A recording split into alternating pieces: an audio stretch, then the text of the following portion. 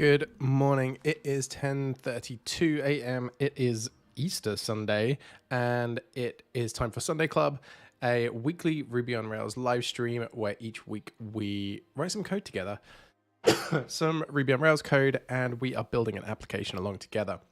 And that application is all about event registrations, building an application for people to buy tickets to events. Sorry, I'm coughing. And specifically take part in team events, which is something I've built apps for in the past. I'm so sorry. My coffee has gone down the wrong way. All right, I did a stream on Friday, which was a huge amount of fun because we got into the user interface design, which was something that I had been talking about doing for ages and not got round to, and wanted to kind of get back into Sketch and all of that fun stuff. And also join that up with the work that we've been doing on Primer, which is the GitHub ViewComponent library, which has a CSS library. And so I'm just going to pick up straight where we left off. There's like, we might not get a lot of Rails done today. It might be all design stuff, but that's fine too. Let's get into it. Let's just jump straight over. So we're going to jump back and forth, I think, between Sketch and the view components that we're trying to build. So where we started, actually, let's bring up the Primer view component. So let's bring up the library that we were using before. So we started with like button. And so this is the default button from Primer that we copied and pasted over. And that's what these are here. And then we were like, okay, well, let's just make our own version of this. So I made a quickie version here, and then these ones up the top are like new versions. So I was like, okay, well, we could do a primary version and we could make it blue. And then I wanted to put a cool noise texture on it, go old school with it. And now I can't work out how to get that texture through the weird asset pipeline that Rails now has, but we're not going to worry too much about that. So we got some of this working. And so if I jump over to the browser, we've got this primary button here that does some stuff. And we did this by just overriding, find VS Code. Let's get things up here. Let's get VS Code up. So we did this by overriding a bunch of stuff in here. And if you remember a couple of streams ago, like I think it was last Sunday, we jumped over to, what did we do? We jumped over to the repos that make up Primer, and they have this primitives library, this primitives repo, and that is where all of these are stored, and then you could just override them as CSS variables. So that's what we're doing. So all we've actually done here to get this button here to go blue kind of fade is modified these variables. And what I wanted to do, what I was playing around with was like seeing if we could extend those CSS classes to get like the box shadow, the fade working. Well, we got the box shadow working. I wanted to see if we could get a fade working. What I couldn't do last week, and maybe we can dive into this a little bit, but I think I wanted to get like a background image. So I would then I would need a URL to pass in here as a string. But I'm genuinely not sure how to do that. So this CSS library here is, this CSS file here, sorry, is being pulled into application.js. If I then have this button component here, how do I reference that? And I couldn't find any quick docs for that. So I got a bit frustrated. I have this like background that I would like to apply to the primary buttons. And this is all sort of Webpacker related stuff. And I did a quick Google and couldn't quite find out how. So maybe we'll circle back to that. But I sort of want Webpack to go away, hopefully. I don't know how feasible that is with the libraries that we've installed. So I'm just going to skip that for now. But I did want to get that done. But what I did want to do is see if we could get that fade going. So if we zoom right in on this button here. And in the sketch file, I've got a little... on the background over here, we have got a gradient. So I'd love to get that gradient working. And I couldn't remember CSS gradient builder or boulder. I was using this one. Let's see if there's another one. I wanted These are all so old school. These are probably producing code that's like really out of date. They're all prefix, so maybe we just need not the prefix. And like a... If any of these are really new. That's like a... it's actually...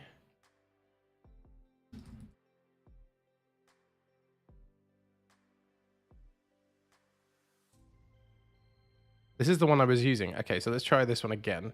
So the two colors I had, because what it did is it wasn't working. I can't remember why it wasn't working. So we had two black colors, and then I want to make one of them the other one. Let's loosen like that. And then this one I probably only want to be like 30%. So I want to put this like background fade, but I want to put it on top of a background color. Oh,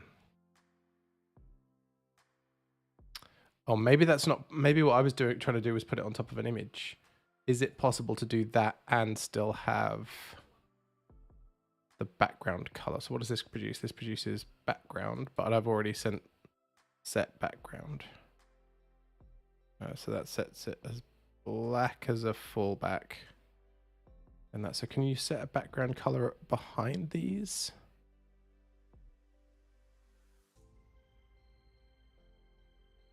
I guess not. No, maybe what I'm trying to do is set this, but still have a background image. I wonder if that's possible. Okay. All right, I ditched that on the last stream, so I'm going to ditch on this one as well. Let's move on. So we did buttons. And what we're actually rendering out here is the view component.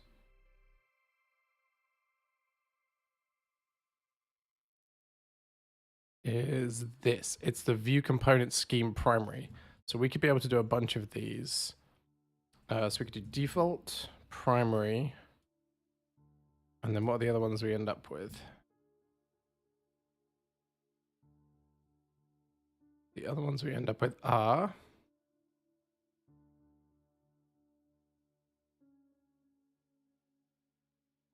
primary, danger, outline. Oh, let's just do it one. Danger, outline, invisible, and link. Danger, outline, link.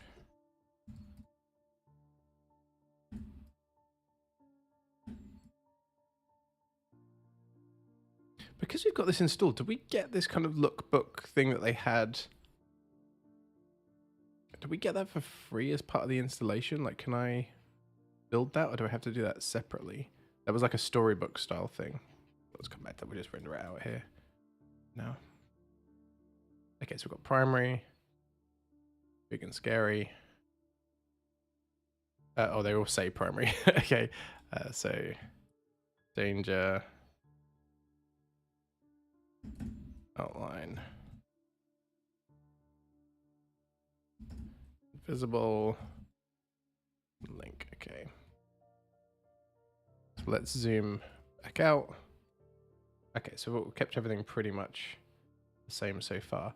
It would be good if we could jump over to Sketch and start to look at, like, we were looking at some typeface stuff. So we're looking at like Proxima Soft. That even a, would you want that for your buttons to use a custom typeface? Probably not. We probably want to leave that as default, I would guess, even for primary, and just have like marketing buttons that had those on. These could be the default ones. Okay, fair enough. All right, what else have we got next? So buttons. Right, so this box component is actually what this is sort of in at the moment. So in here, we have called this admin event list item. And if we go looking for the CSS for that, we will have this here, and it plonks a border on it, and it has a margin. Whereas what we could do is grab this. There's a copy icon there. I don't know why I'm trying to grab it. We could pop all of that in there. Presumably we could do that. dump all of this in, stick an end at the end, and then we can, well, we can leave the CSS class and just take, well, let's leave the margin bottom out. Let's take the border out. Do we end up now with this in a nice formatted style? So remember, we're trying to use our view component library more.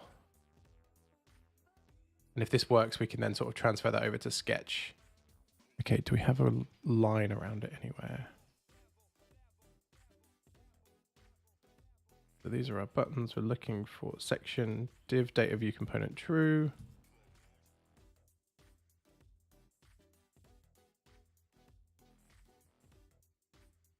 Okay, but we don't have any style. Do we need to style that? So box, color and padding. Oh, okay, so wait, is it not that? BG subtle P3. Right, I'm sorry, I think I've misunderstood there. I thought it was this box here. This one, this gray one with the border. Let's jump over to here, box component. Border box component? Ah, maybe that's what I'm looking for. Border box component with just body. So let's swap that out. I'm guessing at the syntax here. So border box component. And it has an optional header.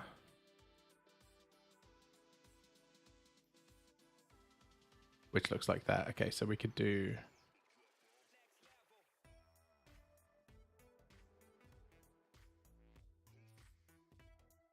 this. Okay.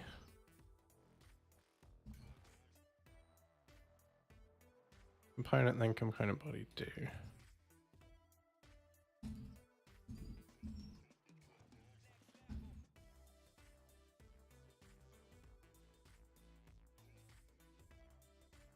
See what this gives us. Okay, here we go. So this is sort of what I was looking for.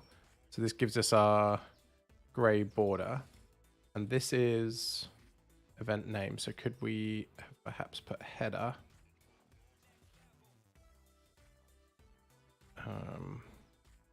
This component header do, and we can take the event name.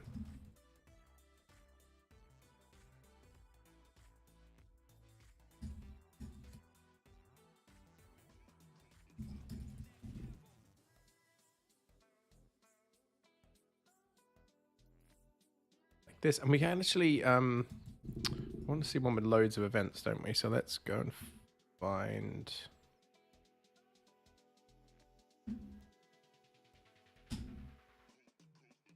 a user that's got a membership to an organization with loads of events in it.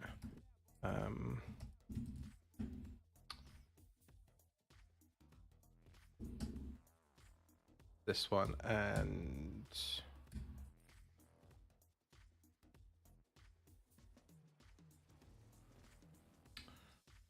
can't, so we're in as user.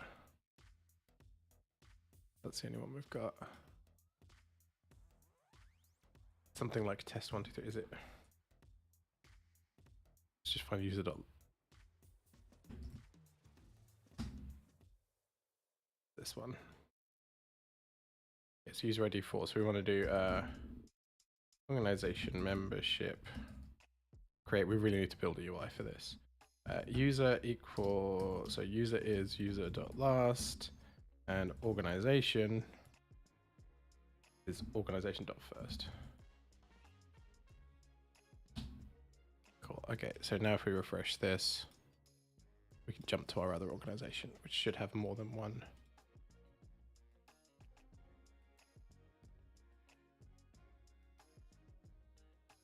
But it doesn't. It only has one event. I thought we had loads of events, or did we delete a bunch of them? So they are changing. We must have deleted a bunch of events. Okay, so we can make some new ones.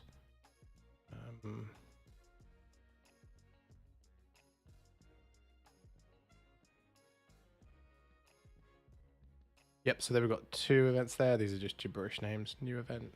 This is all really, really zoomed in. So another new event.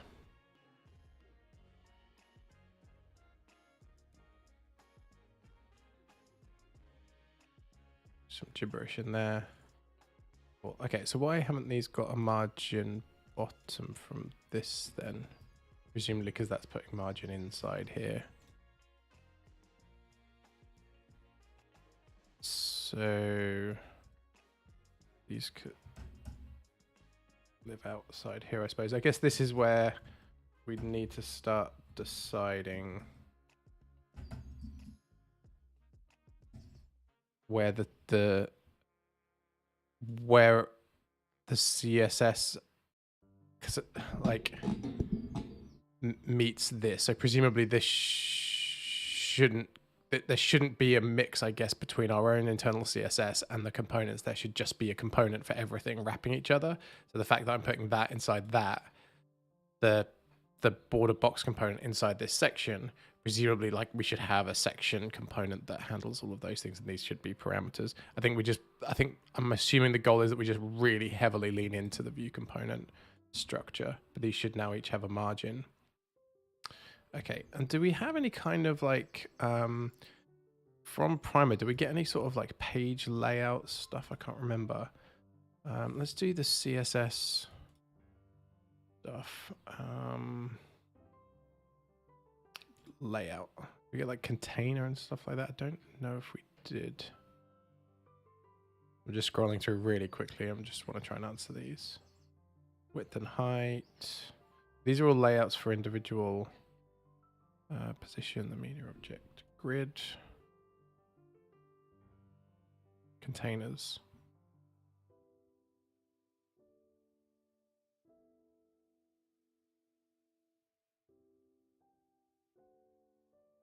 Container widths match our breakpoints and are available at a small, medium, large, and extra large size. Containers apply max width rather than a fixed width for responsive layouts, and they center the container.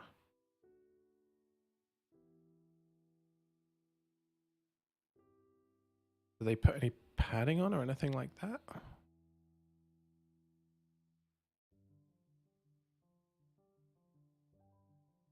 Looking through the rest of these to see if there's any like page structure styles. So let's put a container. And do we then have a container component here? No, that's only in the CSS library, not in the view component library. Okay, so maybe we could have a container of some sort that wrapped it, depending on what we wanted that to do.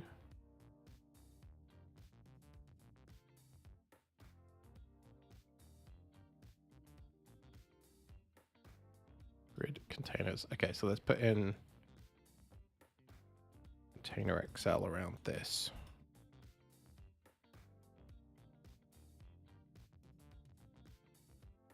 But also we have uniform margins.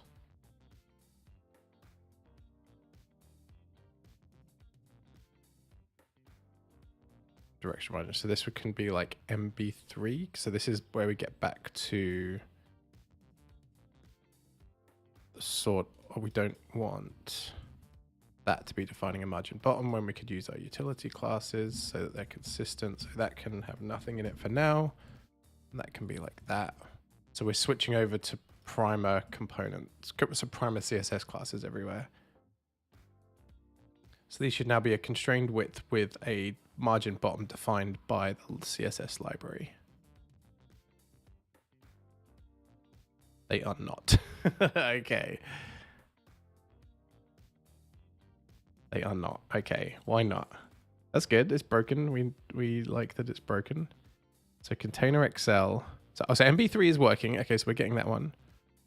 Oh, okay. So container XL is working. We're just not hitting 1280 yet. What's the actual width of that? That is 1248. Okay, so we can just swap this out for LG. Great, and it will do that. Okay, so we just got the wrong one there.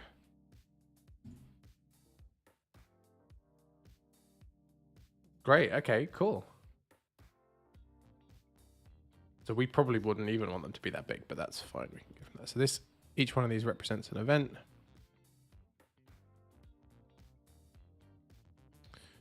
And this is us just using the out of the box stuff. Like an event should look really cool and not like a generic thing, but this is getting us a long way without having to write any custom code.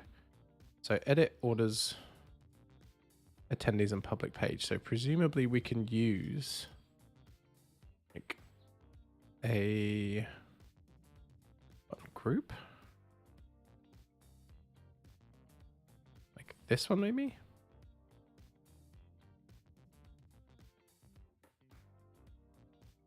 Let's see what this looks like. So in here to do these, so we've got edit orders attendees and stuff like that. We can do this. But these are all buttons rather than links, but we do. So is there a link?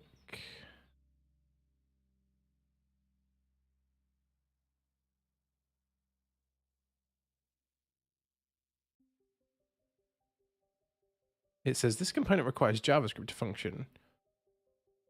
Why? What's it doing that's not just a link? Oh, for the tooltip. I see. Component dot button, so button group. So what else does button group have? Can I just add links to a button group?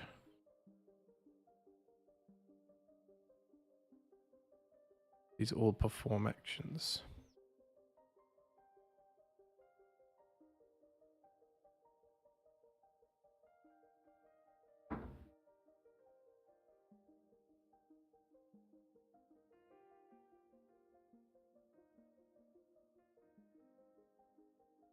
So can I take this CSS and have button group?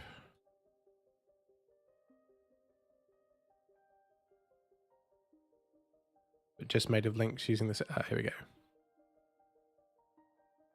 So yeah, we have this button group here, button group items. These are all buttons, but can I do this just with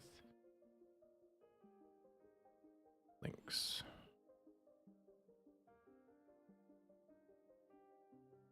Is there an issue with doing like a row with buttons?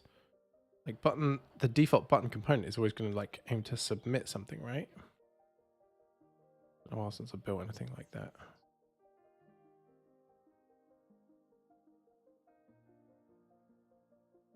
Okay, so let's try.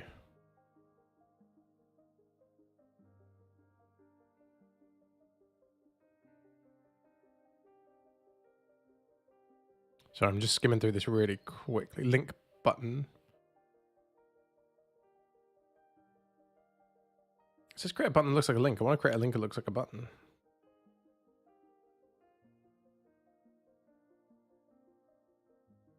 Lots of docs, lots of docs. These are all button things. But yet in links, there's no mention of stuff like that. Okay, let's just try and do one of these. Button group. I don't know what D block is. Let's take that out.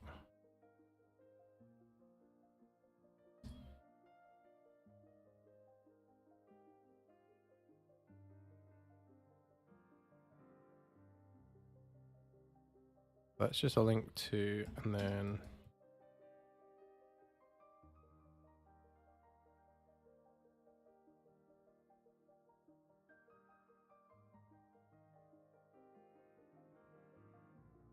all right, what happens there? Let's try that. So now we have edit. Oh, I actually do want them to be small, don't I? So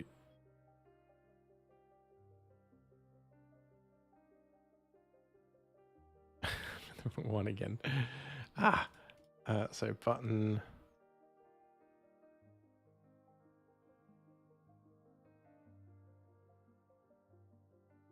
There was a thing with sizes somewhere. Sizes. Button SM. Okay, so this is really bootstrappy. This is my memory of Bootstrap. So button group, and then in here, button group, button small. Okay, so then let's lift this one up. Can we start to wrap these? Because it's getting a pain. With this big font size, we sort of need everything wrapped. And then we want to do that again. Because we think we should have edit and order next to each other now. Cool. I guess this isn't a UI pattern that they follow for links. I guess this is, buttons execute actions. I don't remember how GitHub like divides this stuff up, but I think I'm probably doing this wrong because I think a button probably shouldn't look like this. But I'm just doing these anyway. Let's do all of these.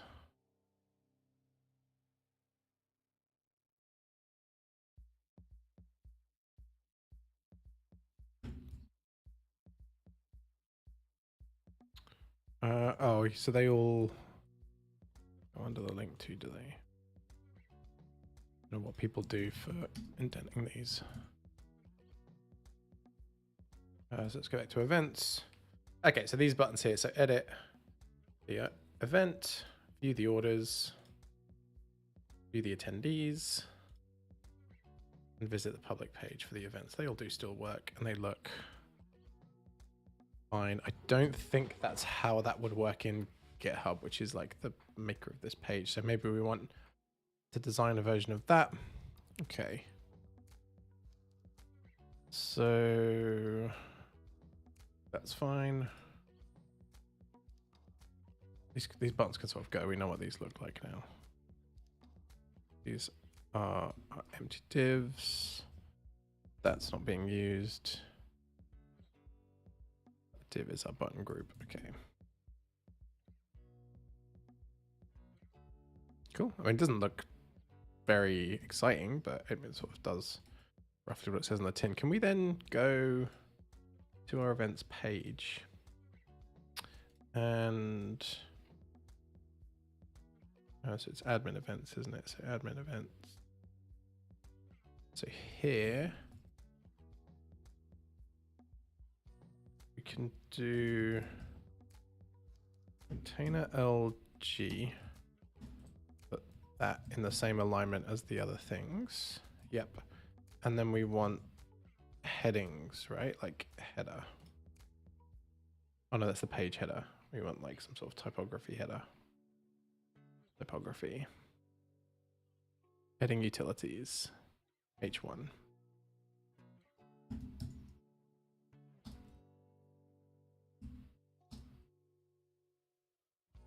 Wait, what? I managed to swap those over. There we go.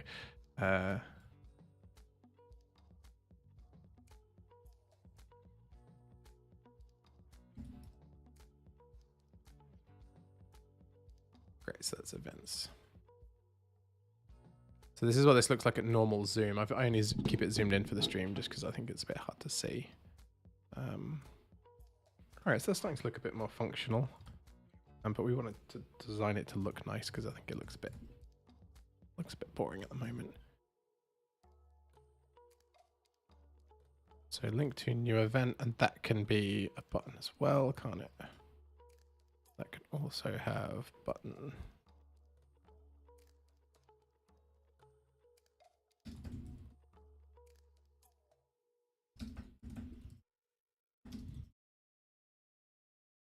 And that can also be inside its own container, because you could do one container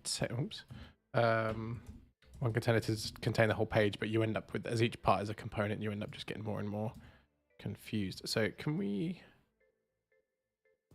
like I think a new event would probably be at the top anyway, wouldn't it? Rather than at the bottom. So it'd probably be there. And can we align that to the right? And again, I'm thinking of how many of these should actually be components rather than adding CSS styles anywhere. I think this one could just be alignment because there's nothing else in it. We just do text. Was it text right? Did they borrow all the stuff from Bootstrap? Yeah, okay, cool. And then we can do margin bottom 4. Cool. Although that actually probably could be in there with that thing, but we'll come back to that later. So you can add a new event here. This is just a really basic layout. Okay. Cool. So we've got our button components playing well. So could we turn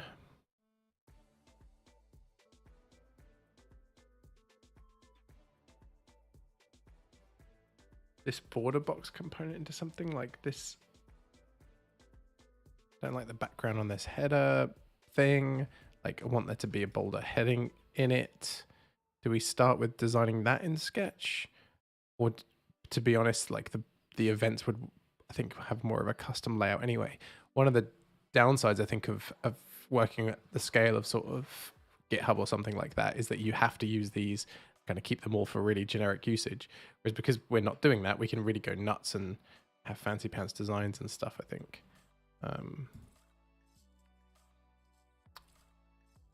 So I think putting the border box component in Sketch is probably not the next step. I think what we can do is say that this sort of works.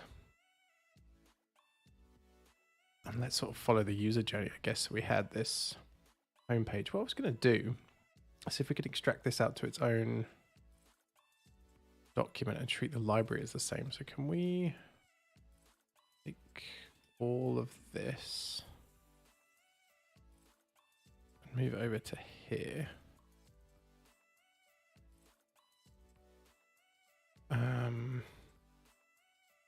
I sort of want to save this in here. I want to call this,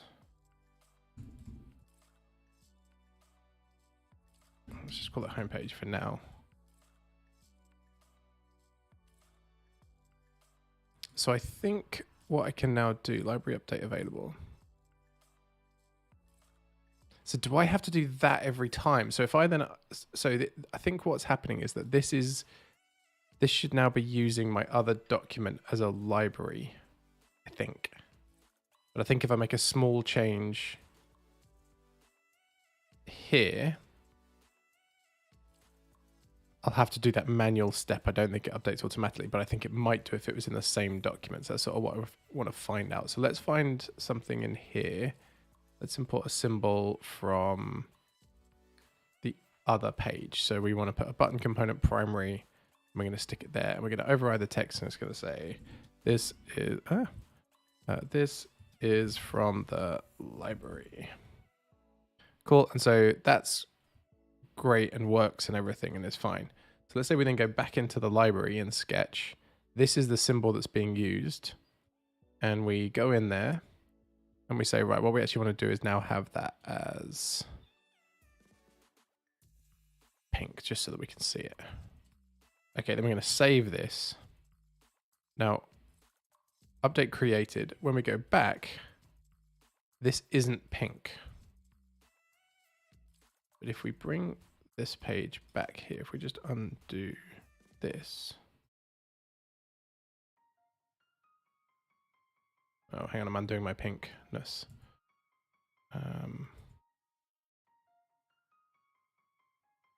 Yeah, so we can see they've got this library update available. So now if I do this and hit download, will this button go pink? It does not.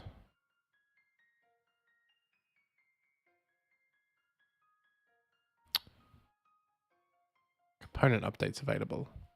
Ah, okay, so I get component updates so I can see which ones I want to do. So then I can update the component and make it go pink. Okay, so there's a step involved each time, whereas if I just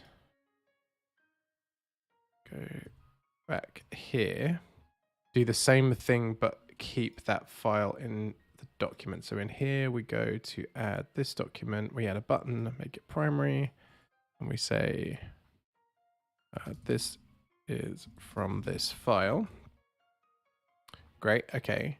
Now we go and edit that component and we say we want to give it a pink background or whatever. So in here, well, this time we can just make it yellow. And now when we go back to our homepage, the button's yellow. Right, okay, so there's no advantage to, when you're working as a single designer, to splitting your library out into a separate file because it's actually more painful. Whereas I'm guessing if you have a huge team of people and library releases are a big deal, because then they need to know what's going to change and they can pick and choose from each component, they would update and kind of see that as part of their job. Whereas this is actually a hassle. So we want to keep one large file rather than breaking out. Okay, that's good. That's useful to know. So we can close this and actually I want to delete that. I'll do that later. So this, we want to go back and not turn our buttons yellow because that doesn't look great. But what we want to do is flesh this out. So we were sort of working at this home page layout. Let's go right down and have some cool stuff. So we had that, but what we had on the actual page, on the home page itself,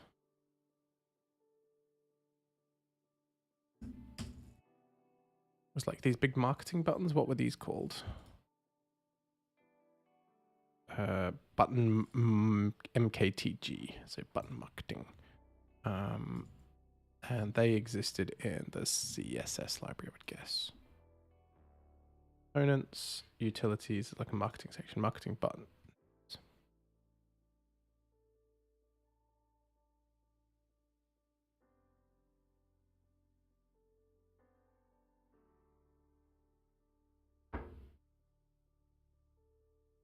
Okay, so we can make one of these. And it's button small marketing, button marketing, and button large marketing. All right, let's make ourselves a button marketing. We just do what we did before and screenshot them. I think that sort of didn't work really poorly. Let's grab that. Let's go to components. Let's make a new artboard again. Oops, wrong one.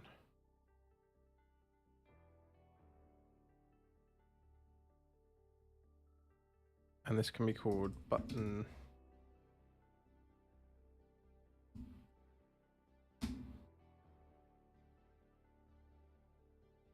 Okay, so we need that one to be a bit wider.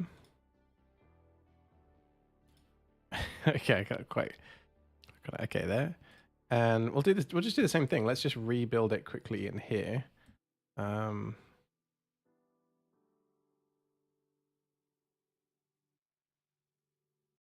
And it has some rounded corners. I can't remember how rounded they are. It's like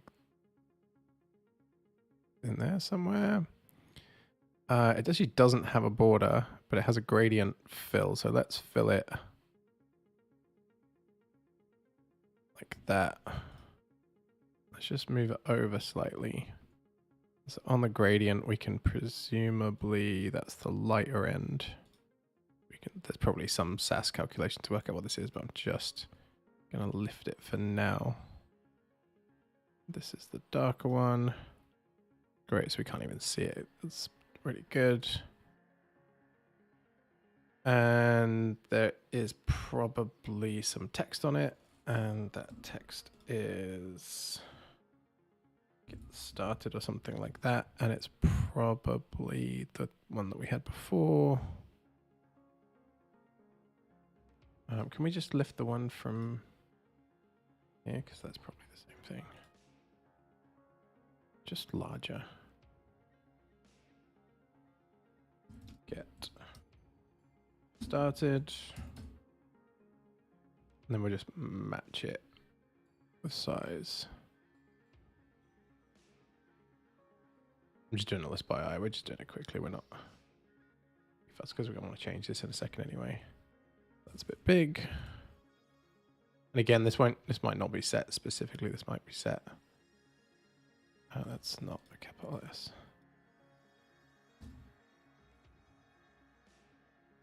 That'll do. I think it might be.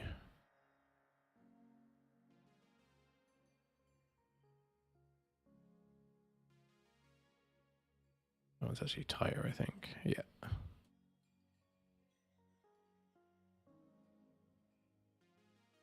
You figure it out, that'll do. Right, get started. And then these two can get aligned and then grouped. All down here, and you've got roughly the same button. And I think there's like a tech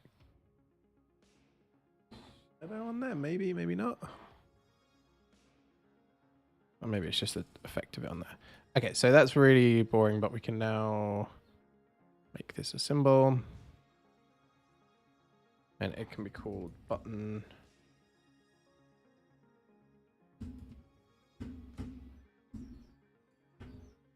It's the default one.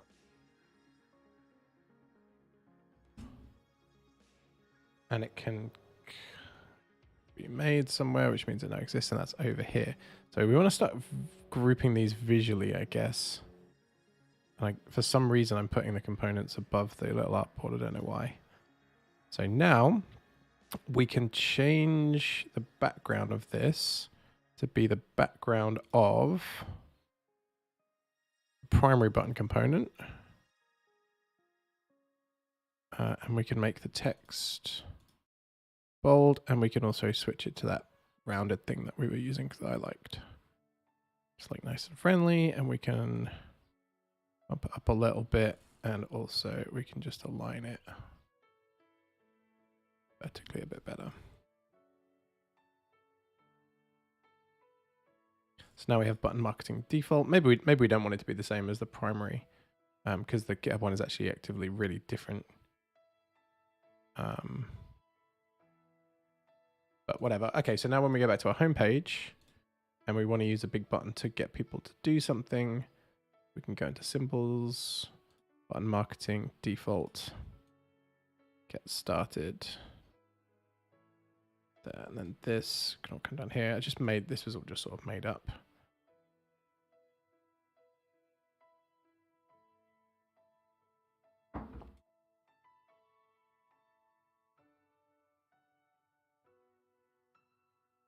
It's just some visual demarcation of what's going on. I don't know what, I genuinely don't know what grid width that is. It is roughly 1190-ish. Okay, which is probably not too bad. I could probably go there, shrink down a bit.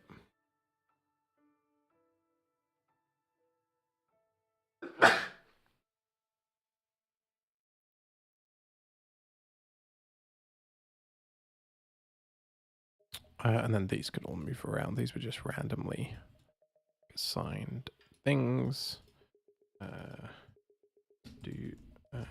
Let's put something like a marketing thing. So like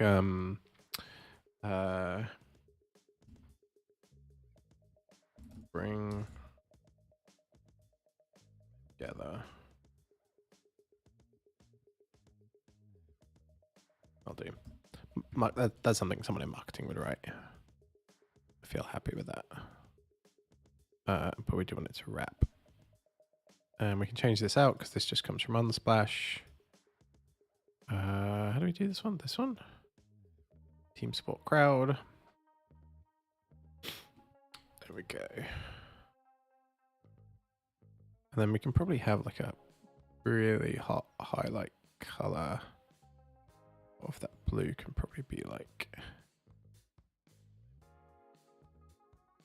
orange or something like that.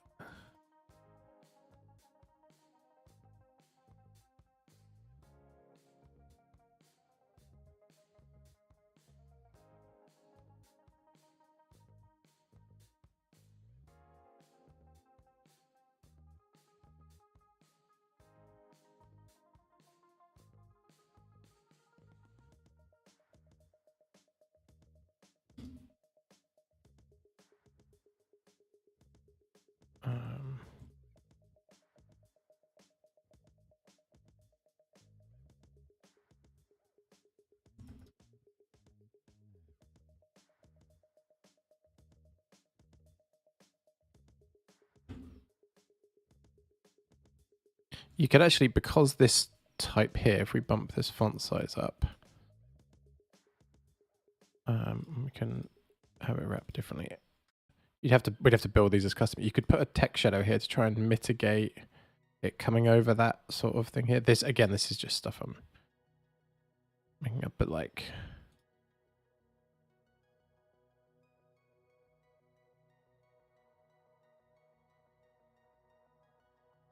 character spacing is probably a bit aggressive on that. Oh, you probably do want some.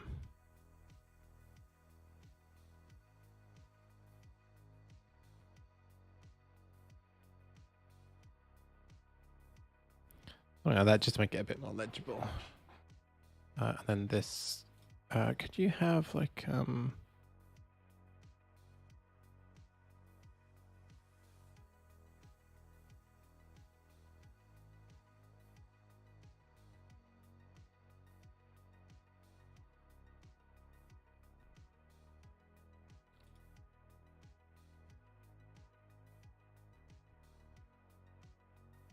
I think you would want that to be,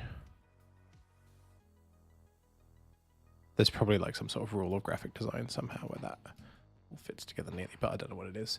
Okay, so then we could do, wait, what just happened?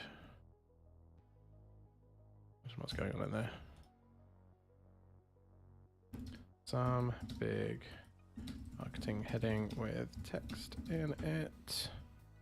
That is going to be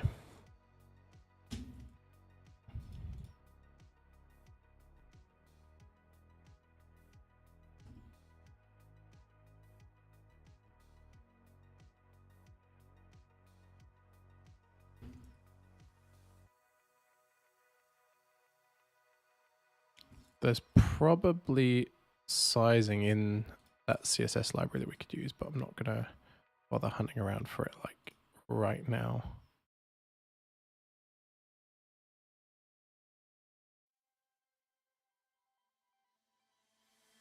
And then this can go down like some normal default behavior. Let's just grab some like, oh, is there like, I think there's like a lorem ipsum generator in here now, isn't there?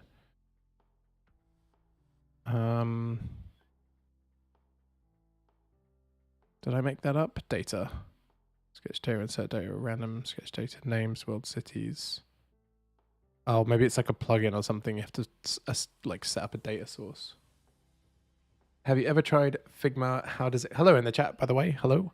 Have you ever tried Figma? How does it compare to Sketch?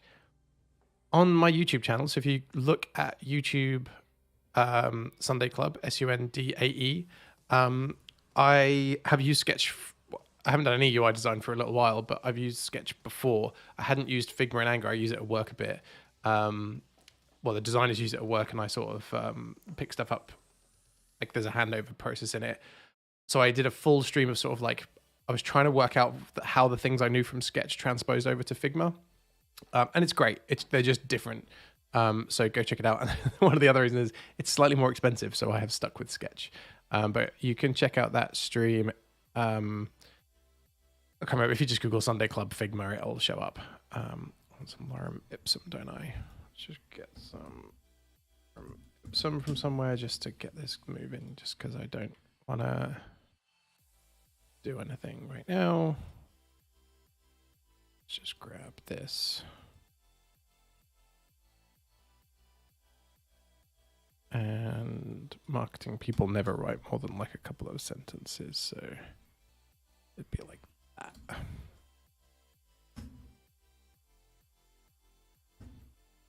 And that's a little bit tight spacing, but again, we'll figure it out. I mean, we're actually not doing anything following any grid system, so we could just do that and fix it ourselves. And then we can do the same thing over here. Again, we probably want this. You could actually bleed those over. That would be cool. You could say that the grid system only applies to like the actual centralized image, and then have all of the little cool color bands like go over. I don't know. I made that up last time, so. Then you'd have some screenshots and whatnots. Because these little, I like these little quirks that you can do without having to, like it doesn't require a graphic, like an illustrator or something like that. Like just something simple that you can get shipped pretty quickly. Whereas if you start using custom illustrations, you sort of have to have an illustrator get in every time, and it just really limits you on the on your flexibility. But in here, you could then do. We're just doing some marketing stuff at the moment because this is relaxing. So in here, we could do like a little some marketing thing. And info can go here. I just want something that would wrap it. Oh. Move that line a bit. And you can center it. And then what I just want to do is just like visually break this up at like a 3 up or something like that. So we can go there, there, there. Again, the spacing is probably all over the place.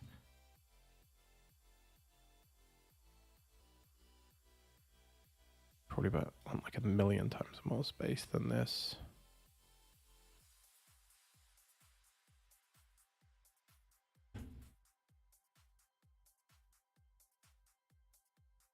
That's the only thing I really know about graphic design is no matter how much space you've added, you probably want 4,000 times more. Okay, so little cool icons or photos or something can go there. Blah, blah, blah, like whatever. Okay, cool. So you click on this and we probably want to go straight into that like create event flow.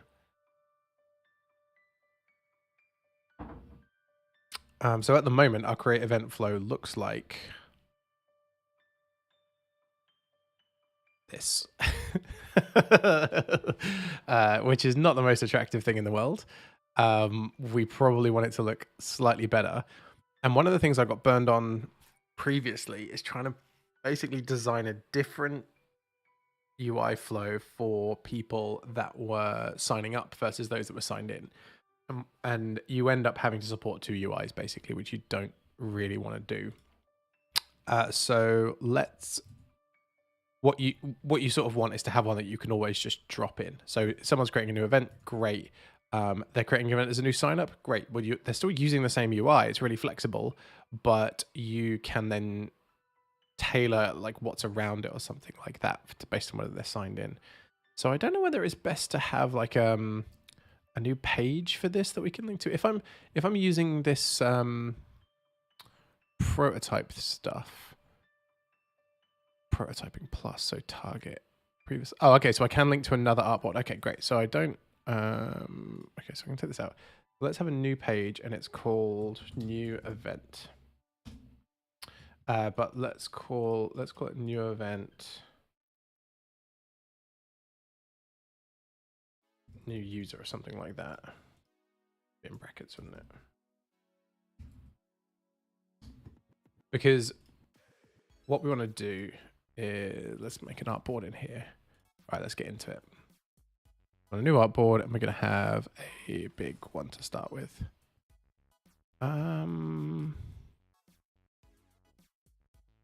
Maybe we should do this mobile first because it's always a pain in the ass to do it the other way around. This all kind of fairly obviously drops back down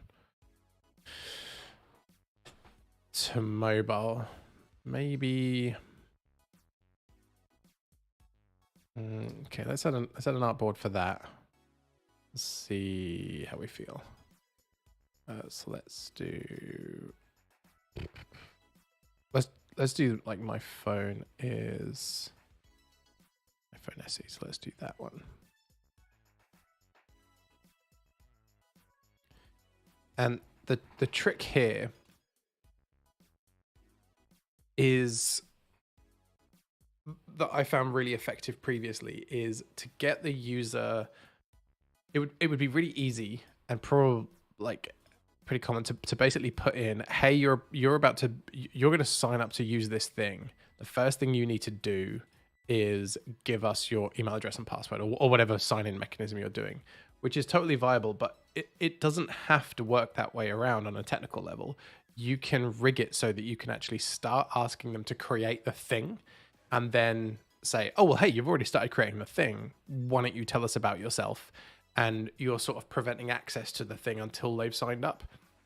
So if you imagine that as a multi-step process, you've got a click of a button that says, hey, I'm ready to start. You then ask them a question about, in this case, an event. What's it called? When is it? Blah, blah, blah. They've already entered that. So they hit save and they're like, okay, great. I'm firing all cylinders here. You're then like, hey, give me your email address and password. Well, they've already entered the first bit of information. So they're like, oh, well, I've already started now. So I'm kind of in this flow ready to go. I'm just going to fill these in as if this is normal information to give. Whereas if you ask them up front, they might be like, oh, I've got to sign up. Oh, no. And you just pass that barrier back, and you can decide how many steps you want to put in before you ask them for the username and password. Depending on what your application is, you potentially could even let them finish and then come back. So like e-commerce is a good example for that, where you finish an order, like genuinely you've paid, and then you're like, hey, do you want to create an account? Because we don't need the account to finish the transaction, but you get benefits, blah blah blah. So you can kind of do that as a like post-purchase like incentivization or something. Okay, get 10% off if you give me a password or whatever. So let's start lining some of these things up. So in here we want to put in tell us about your event. So this is still in this marketing thing, but what we want to do here is start using the same headers that we've got available over here, because I think we're switching from marketing stuff into behavior. So when we were in edit, we had this H1, and this H1 is currently font weight 600, font size 32. So let's do, why is that? How come that's always, these bounding boxes are always taller than the type I've put in? Because I haven't pressed enter at the end of that. Oh, there we go. Maybe I did press enter. Okay, sorry. So tell us about your event. So it's going to be, I think just like SF Pro is whatever I've got that's closest to things, but it's going to be 600 is medium. Font, weight, name, numbers. 600 semi-bold. We do have a semi-bold. Okay, great. And it was 32.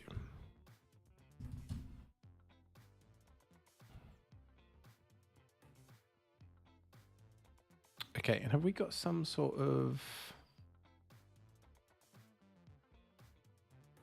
That's ugly as fuck. That's just like the draft one we had. Okay. So tell us about your event. That doesn't look anything like that. Why don't you put the word events in here? Oh, maybe it does, actually. Maybe it's just the word. It looks slightly heavier in the browser, but maybe I'm just making that up. So if I kind of switch between these events here, I got...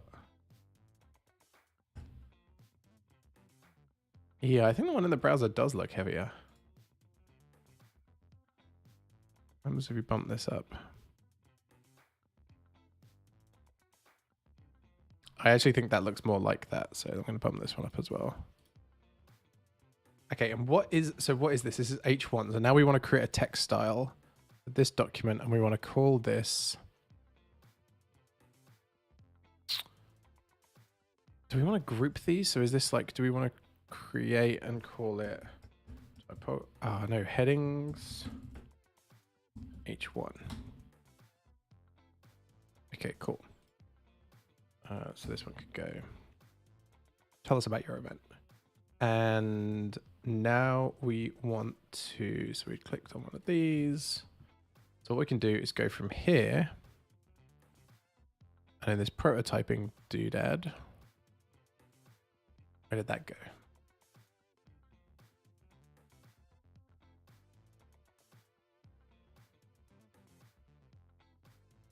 Prototyping here, plus. That can go to target. Well, let's do it all on mobile. Let's do it all on mobile. So let's ditch. Have we got? I think we've got that in another file. So let's leave that on there. Take all this stuff out. Take all this stuff out.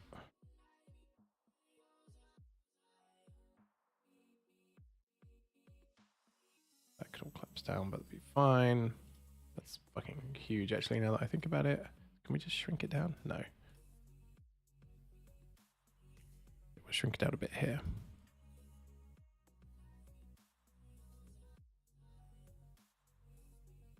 All right, we'll figure all of this out later. Just doing this by eye. Okay, fine. God knows what's going on there. Great. Okay, cool. Got a bit overboard with the character spacing there. One of the fun things about being in Sketch is not having to think about how to actually build any of this. This can come over. These can all become components, I guess, in Sketch as well. But we don't know what any of them are doing, so this is just generic marketing blurb.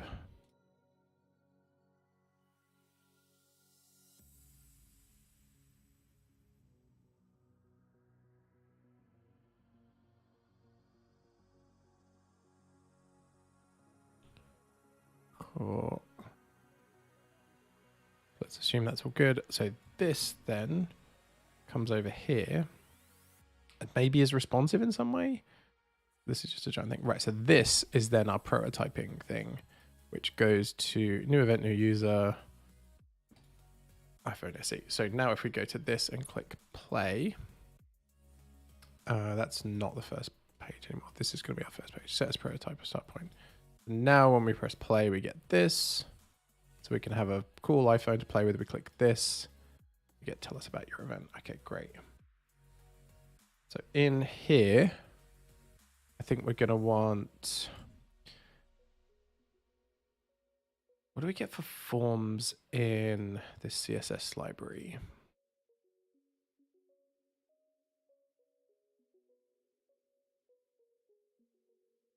I don't think we got a whole bunch, did we?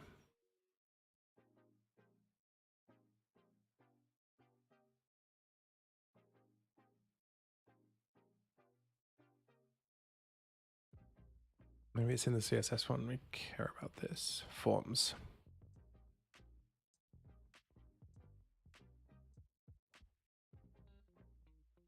Button, select menu, standard input, monospace, select.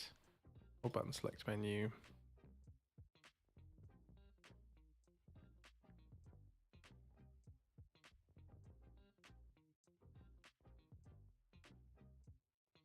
They got stuff with labels? Oh, labels is a separate thing.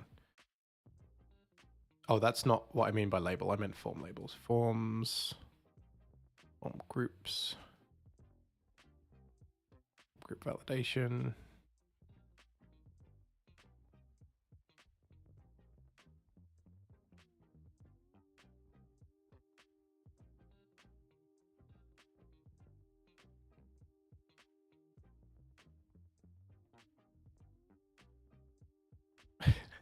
I like how it's remember me, potato, tomato.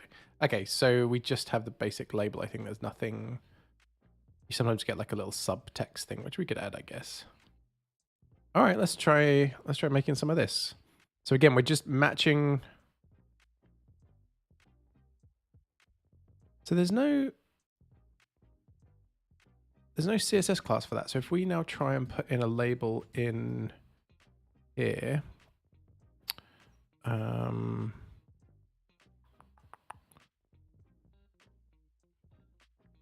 yeah, let's do it on the new event thing. We'll do ours in admin.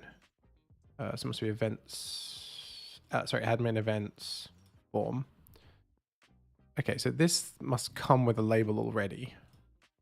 Here, so new event label. So is that inheriting from this 18600 Apple system 14? Okay, great. So that's already getting everything from Primer already.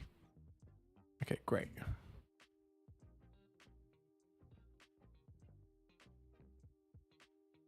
I'm just going to check what time I need to end the stream.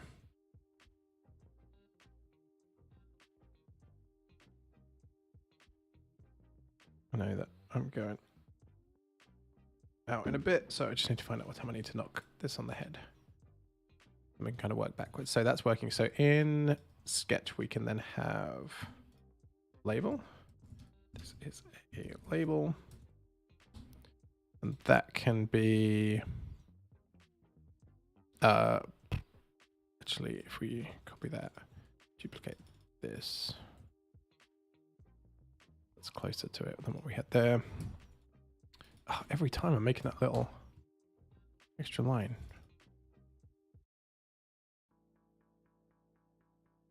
So this is a label, and it was 16.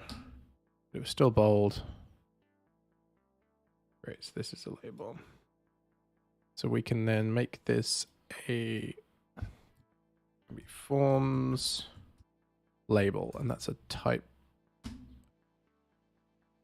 That's a text type in Sketch that we're making.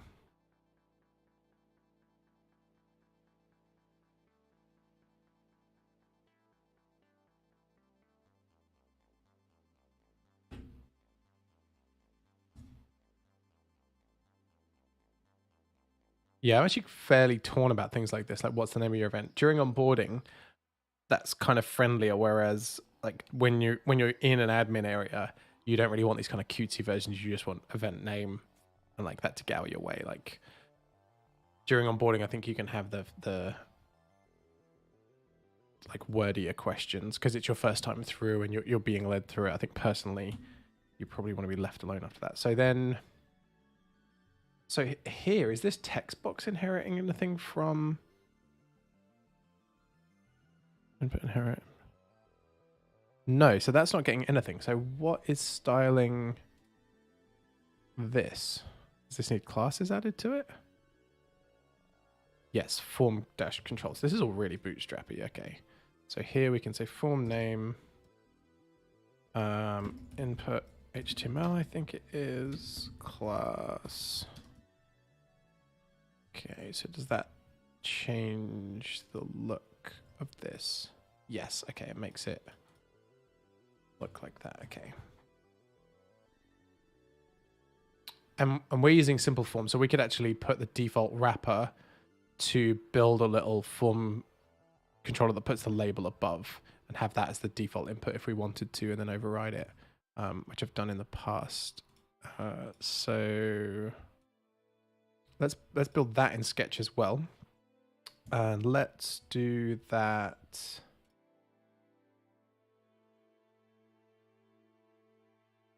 So we've got a form for symbols. Do we want one for like text styles? Maybe we can do that later. So let's add an artboard. Just doing this all really roughly, and this one's going to be for form controls. So we can grab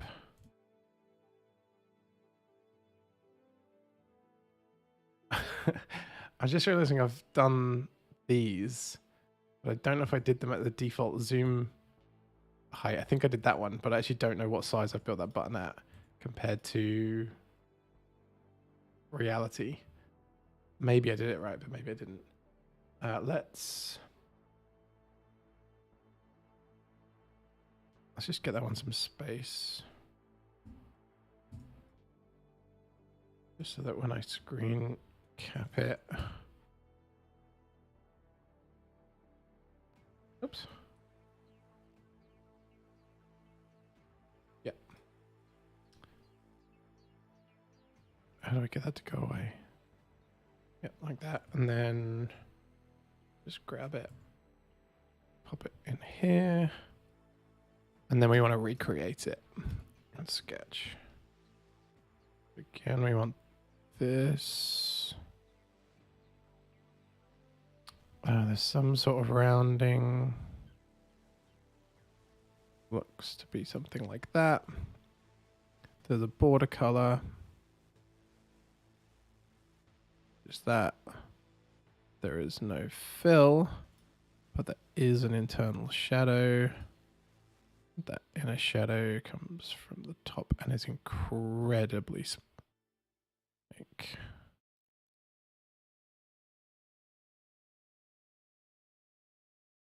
it's like that. Oh, that's close enough because we can change this anyway, so that's cool. So this is then a symbol, create symbol, and this is going to be form.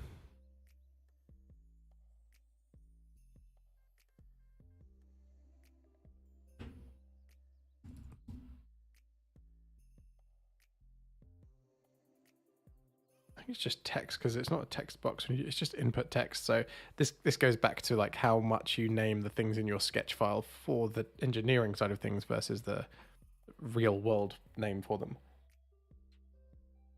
Then we're going to try and keep our mapping quite close to like code side of things. So just going to do that. And that should then become a symbol up here. This one can go because that's just an instance of it. That's our text. Oops. And this is the actual thing. So then on our new event new user, we can import a symbol. Symbol, this document, form controls text.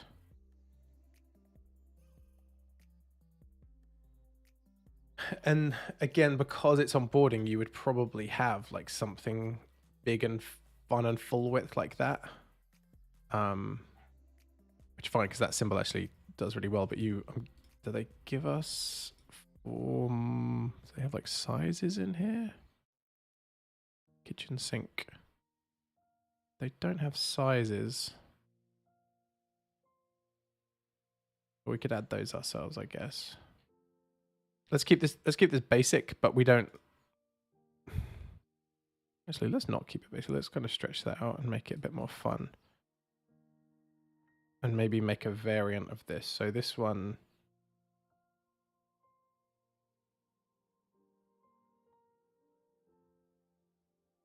Let's go back to this. So what is this? This could be a layer style. Form, control, text could be the name of the layer style. Oh, that's trying to find. I want to create it. Form, control, text. And then if we make a new symbol,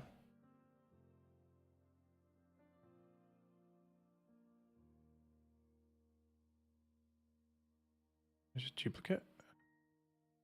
Yep, then I want to make this one form control text. And what do we do the other ones? A hyphen. Primary dash hover, yeah, so text large. So then we can keep that same, but we don't want to allow layer style override on any of these, I don't think. Because you want you to pick a different thing. So that's, and then how big did I just make it on this? I made it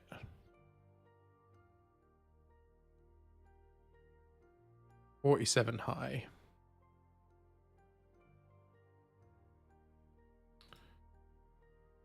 And so that's arbitrary. There's no reason it's 47 high. You can kind of revisit that later. And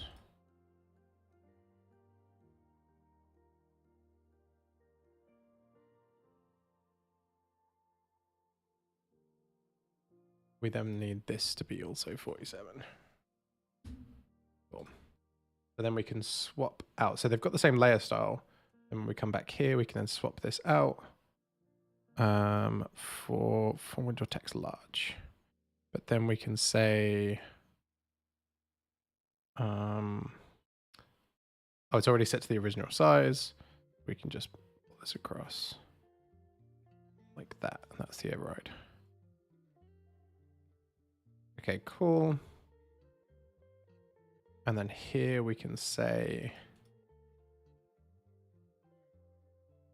when does your event start? And then we've got the fun journey of date pickers. And then we can do, when does it end? Have they got a date picker in here?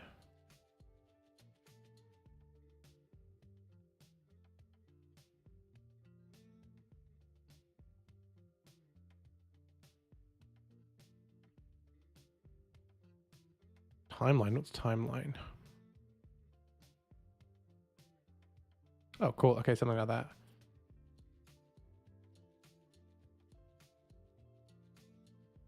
No, have we got a component for dates?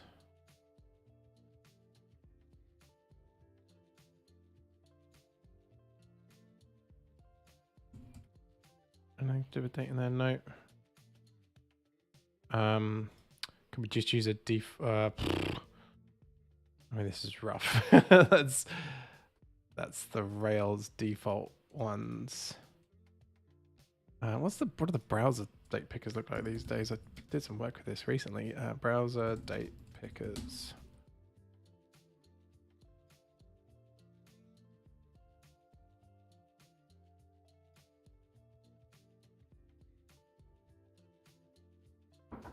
All right, and there's a bunch of them that don't allow time as well, if my memory serves. So we have to sort of build some stuff.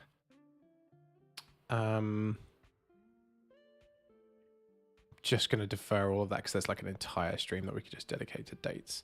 So at the moment, let's just pull this along and assume that that is all good. And what we can do here is let's add in this and do like a placeholder value. Yeah, and then this can be like regular. I'll put super light to try and indicate that it's a placeholder. And some sort of default padding from the side, but we want that to be... actually, we can then set that as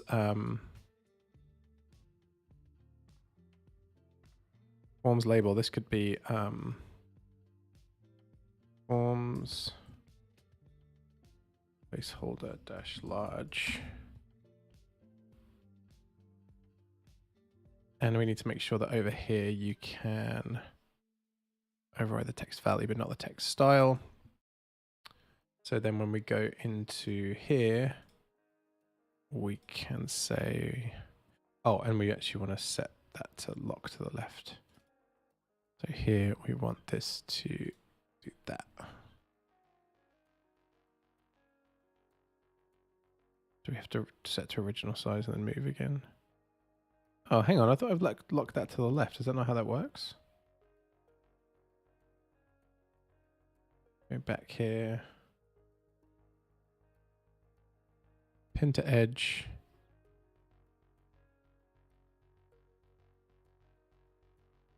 If I then resize... Oh, hang on, my mouse has gone really funny. Bear with me a second. I just have to clean my mouse out for a second.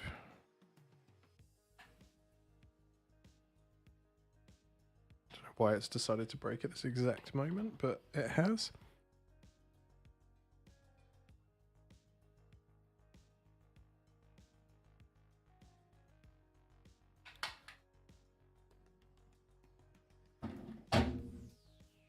Cool, okay, it's back. So if we then try and resize this, yeah, that does lock to the left. Oh, okay. Is it because this adjust content on resize is different? So do we have to define? Does this stay like that then? Yeah, I see. So that thing moves there because it's the whole thing that's being moved, not that. So in here, do we do...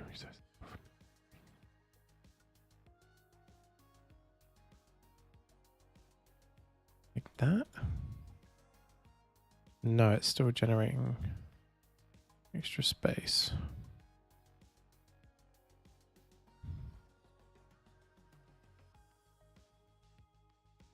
Can I...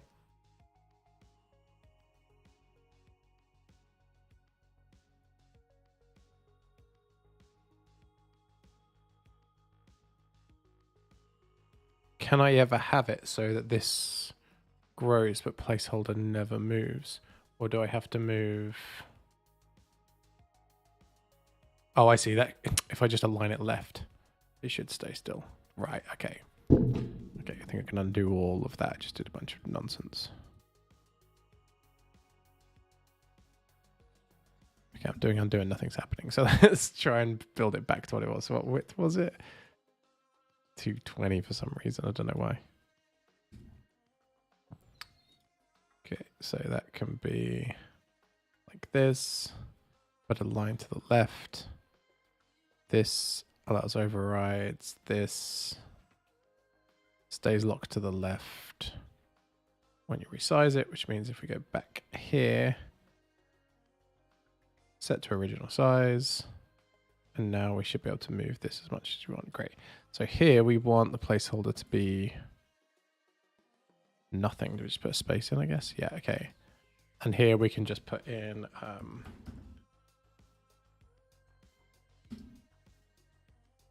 we'll just put in like some indicative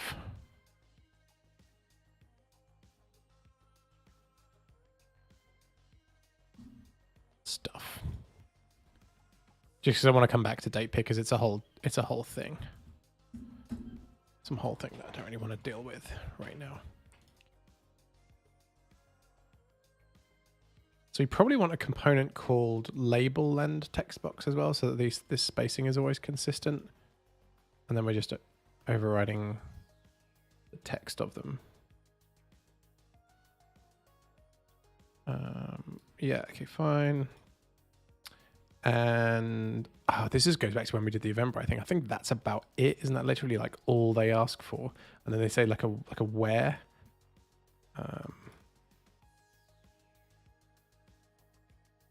Again, let's go back to the left.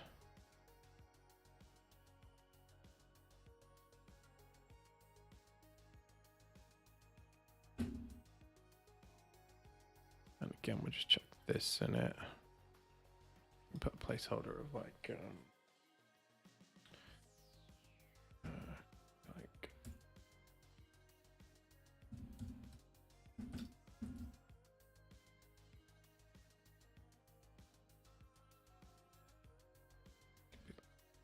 I have no idea what the postcode is, but it could be like C1.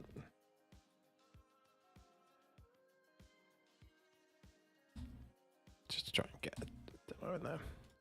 Great. Okay, cool. And then we're starting to see our components take place because we know we want a button. And we know we have a button component and it's going to be primary like this. And we're probably going to want this, but I think because it's marketing,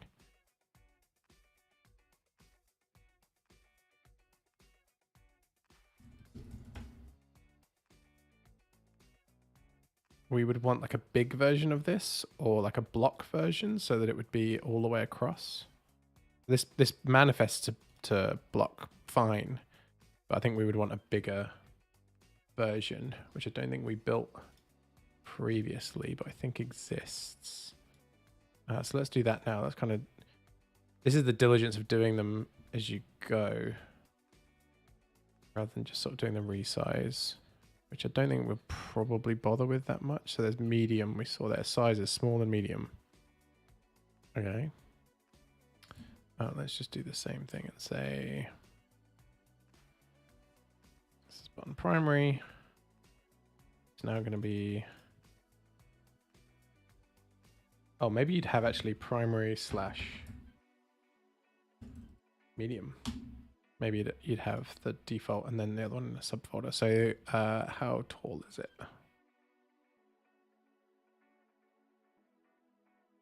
It's going to be,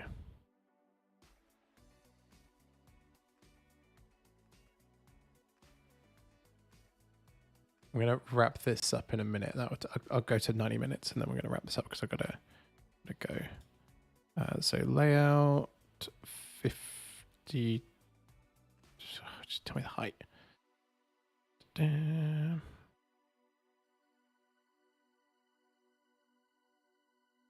Okay, everything's computed. 80, 6 by 31.5. So let's do 31.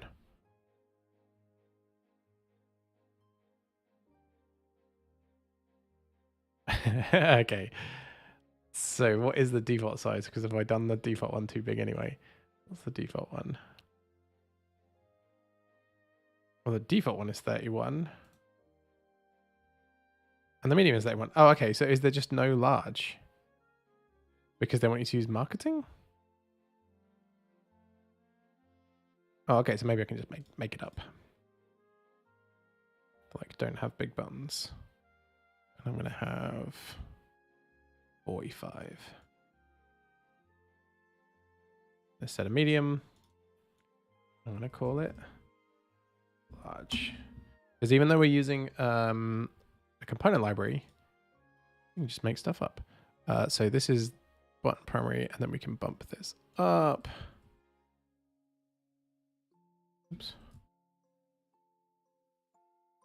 And make it sit in the middle, and then this can become button component primary large. We've got text style to match the component name.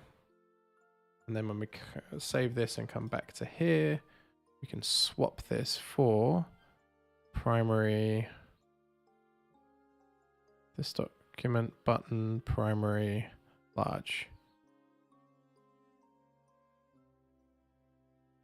Cool. So that's next step. And we could have another one underneath called cancel. I think we'd probably want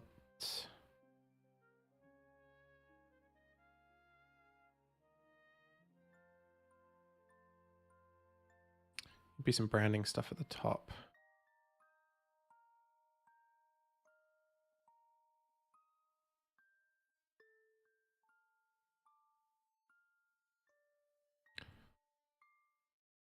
So you can imagine in this world where we then have this.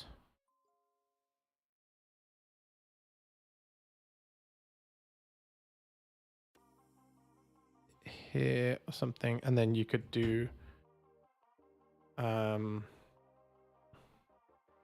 cool marketing stuff on the left. Like you could have, actually I want to go to Unsplash because I didn't go there last time. So we were just using Sketch, but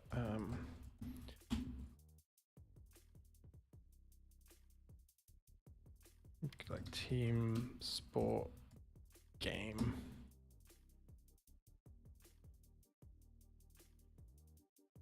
What else did I have? Like fun run, I think was one of the other ones, like big crowd.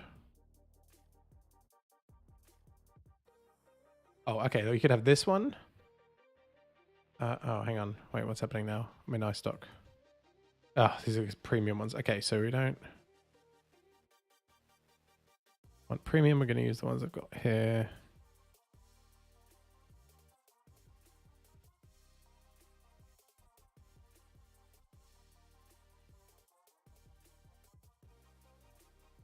On run team.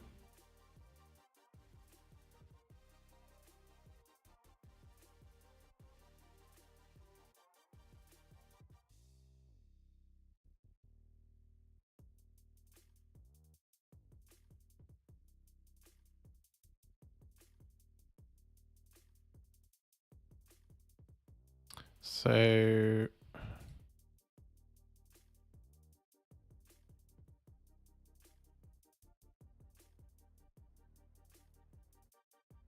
okay, so could we do something?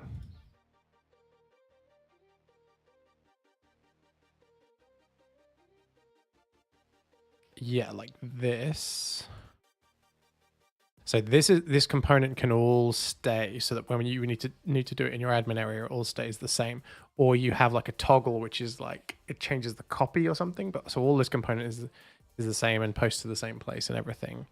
But here we then go and steal some of our like geometric shapes, copy and whatnot.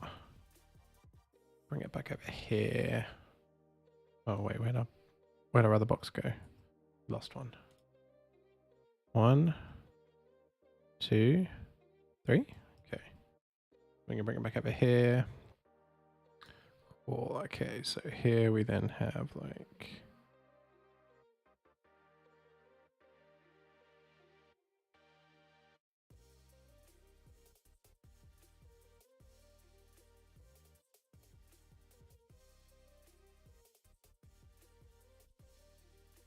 Has that one got that text shadow on? Can I copy that text? We end up with a text shadow over one of them somewhere, didn't we? This one. So can I do like copy style? Here we go. And this one, paste style. Yeah, cool. Because he's like jumping up some steps, so like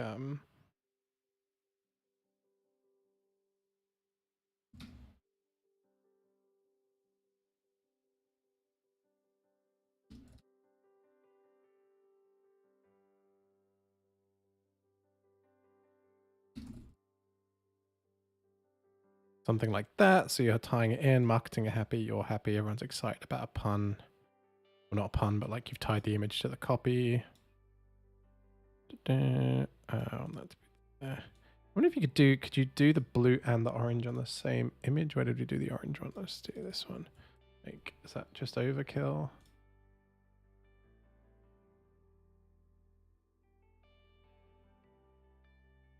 Could you even do these like little separate ones that you just dot through the place?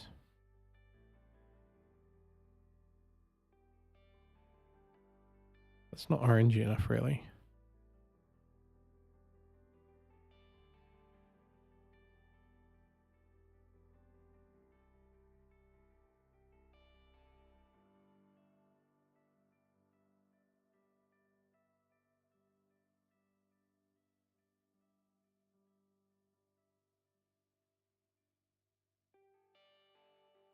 Oh, something like this.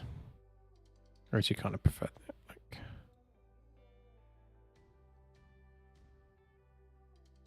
maybe the rule could be is that you could have only 2 colors touching ever.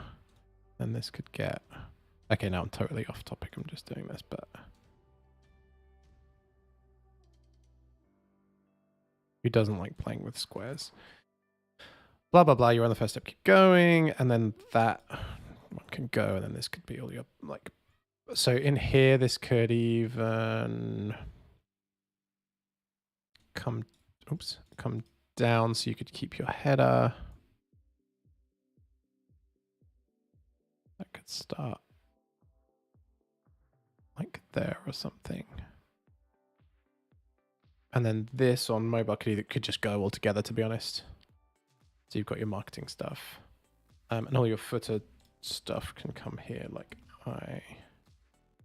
footer content, so you probably want like terms and conditions and whatnot. Because this is really like, this is like that Slack, that old school Slack layout. I don't know if they still do this.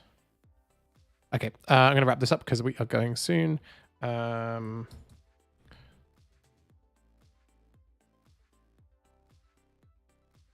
we can just set this as regular.